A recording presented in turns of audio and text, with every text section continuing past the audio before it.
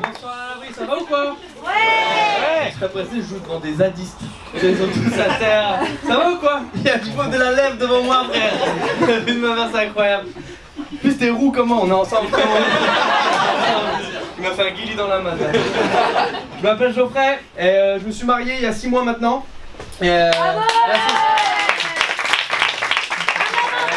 Calmez-vous les Marocaines. Voilà. Mais j'ai eu un très beau mariage, très beau mariage. J'étais très élégant. Ça m'a coûté 17 000 €, mais j'étais très élégant. Hein. Costume bleu ciel, 3 pièces, chaussures croco. On aurait dit un sapeur congolais. Ah voilà. Je vous dis, j'aurais pu m'appeler Geoffrey Koulibaly, hein, vraiment. Pour ceux qui ne voient pas, c'est quoi un sapeur congolais? C'est un Renoir qui se prend pour un Power Rangers. Voilà. Force bleue, force jaune, force rouge, force sans papier. Voilà. Pas de raciste. Alors je rigole. Mais très beau mariage. Mais j'ai eu une grosse période de stress avant le mariage parce que j'avais oublié que ma famille était invitée. Et j'ai une famille de ouf, vraiment. Ma grand-mère, 82 ans, Alzheimer. Elle se souvient pas de moi, mais elle est quand même venue au mariage. Je peux le dire. J'ai un petit jeu avec ma grand-mère. Je suis taquin. Vu qu'elle a Alzheimer, je joue à coucou qui c'est. Je mets mes mains devant ses yeux, je dis coucou, elle dit qui c'est, je dis les Allemands. Elle part en cours. Voilà. Et à ma mère aussi. Ma mère, elle est très gentille, mais elle veut mettre les gens à l'aise beaucoup trop rapidement. C'est-à-dire que ma mère, elle a rencontré mon beau-père pour la première fois, c'était bonjour, ça va, j'habite. Non, maman. Et il y a mon père. Mon père qui vit une deuxième jeunesse à 52 ans. Et mon père a téléchargé Snapchat récemment. Et ben il m'envoie des photos de lui avec des filtres de cœur, chiens, fleurs, toute la journée. Et ben mon père est devenu une influenceuse, hein, qu'est-ce que vous voulez que je vous dise? Et la dernière fois, il y a des mecs qui ont Snapchat ou pas? Ok. Lourde ambiance ici. Et ben la dernière fois, il a fait une petite erreur de manip, il m'a envoyé une photo de sa bite, voilà. Et juste après, il m'envoie un message, il me dit oups, désolé, pas pour toi. Je m'en doute vu que t'es mon père, mais maman n'a pas Snapchat. Et les repas sont plutôt froids, je vous avoue. Et à mon frère aussi, mon frère le beauf ultime.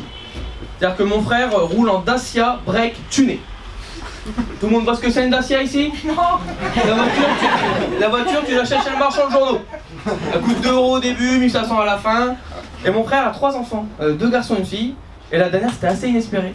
Ils l'ont appelé Meylan. C'est un laboratoire pharmaceutique, voilà. Ma nièce a résisté à 22 pilules abortives. Enfin, quand j'ai résisté, quand t'as le nez au niveau du cou, les oreilles au niveau de la mâchoire. J'ai été avant de jouer à sa pièce de théâtre, ils m'ont fait jouer le dragon, les bâtards.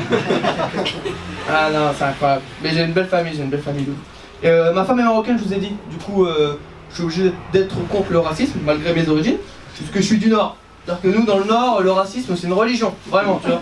Il y a beaucoup de clichés dans le Nord, tu vois. Souvent, on dit que quand ça roule pas en voiture, ce sont les... Pas un raciste, d'accord, ce sont les rebeux. Quand il y a une bagarre, ce sont les rebeux. Quand il y a des attouchements, ce sont mes tontons, voilà. Non mais je peux pas être raciste du tout, parce que j'ai grandi en quartier HLM. Et moi dans mon bâtiment, j'avais de tout, vraiment. J'avais des Antillais, des Tunisiens et des Roumains. Alors, j'ai vu qu'on était la famille la plus pauvre du bâtiment, quand même les Roumains avaient des vélos. C'était nos vélos, d'accord, à la base. Ils avaient pas de bras, mais ils avaient nos vélos, ces bâtards. Et tu sais, ils roulaient avec les dents comme ça, tu sais, ils tenaient là. Et je me suis toujours demandé, s'il tombe, comment il fait pour se relever? Est-ce que c'est comme une tortue, il est bloqué? Enfin, je sais pas. Et je peux pas être raciste du tout. Et il y a quelqu'un qui m'énerve en ce moment, vraiment, c'est Éric Zemmour. Et je me suis demandé, imagine Zemmour, c'est pas le pire de sa famille. Tu sais, Zemmour, c'est lui qui calme son tonton raciste au repas. Il dit non tonton, tu vas beaucoup trop loin. La vie de ma mère, si lui il dit ça à son tonton, c'est que son tonton c'est le boss final des fachos. Le Thanos des racistes. Il claque des doigts, plus un arabe dans Paris. Je te jure que c'est vrai. Et ouais. Et Zemmour. Et il a fait tellement de polémique cet homme, c'est incroyable. Vous vous souvenez de la polémique avec Absatoussi? Où il a dit que vous devriez vous appeler Corinne. Parce que genre Corinne c'est un prénom intelligent. Et imagine, ça se passe comme ça dans la vraie vie. T'sais, au début, t'as un beau prénom, tu t'appelles Nathanaël, tu vois. Puis t'arrives en CM2, puis après on te dit, bah finalement, ce sera Jordan. Hein. Ah ouais, c'est triste. Ah ouais. Et je vais être papa pour la deuxième fois, là, en juin. Et je voulais FIFA, applaudissements. Et moi je voulais FIFA, tu vois. Et j'ai vu que ma femme était plus intelligente que moi. Parce que c'est justement parce qu'elle m'a pas offert FIFA qu'on va être papa et maman pour la deuxième fois. On occupe le temps comme on peut. Hein. Et j'ai ma première fille, c'est l'amour de ma vie, vraiment. Il y a juste un problème, c'est qu'elle est H24 de mauvaise humeur. je te jure. Je veux jouer avec elle, elle me hurle dessus. Je veux lui faire à manger, elle me hurle dessus.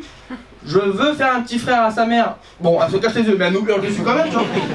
Et du coup, j'ai trouvé la solution. Le matin, c'est Blédina Malboro. Allez, passe une bonne journée, cousine. Et qu'est-ce que je voulais vous dire? Ouais, l'accouchement de ma femme, c'est un truc de ouf. Le premier accouchement, ça s'est passé à 5h du matin, bloqué dans une baignoire. Ça, qui prend des bains à 5h du matin, à part ma femme? Personne. Donc elle me hurle dessus, j'entends au bout de 20 minutes qu'elle m'appelle. Et là j'ouvre la porte, je me prends un tas d'insultes, t'es con, il fait froid, je vais accoucher, calme-toi Moby Dick, je vais te chercher des chalutiers ensemble, on va te sortir de là. On arrive à l'hôpital, et là je sais pas ce qui se passe, il y a 5 infirmières différentes qui viennent nous poser plein de questions. Nom, prénom, âge. Et au bout de la 5e, j'ai pété les plombs, nom, prénom, j'ai dit français, nique ta race, allez hop, casse-toi de là. Et à 5h, on me dit c'est là, votre fille va arriver, encouragez votre femme.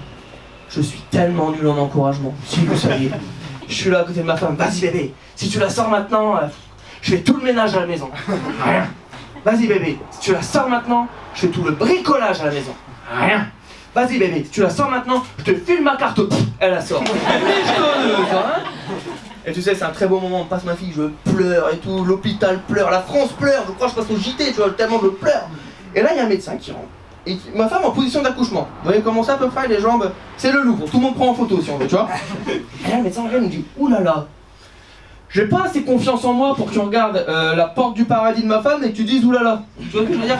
Je dis, comment ça oulala? Je dis, bah le bébé a tout déchiré. Et déchiré comment? C'est simple. Eh oh, eh oh, eh oh, eh oh. Allez, merci de m'avoir écouté, c'était Jean-François pour moi.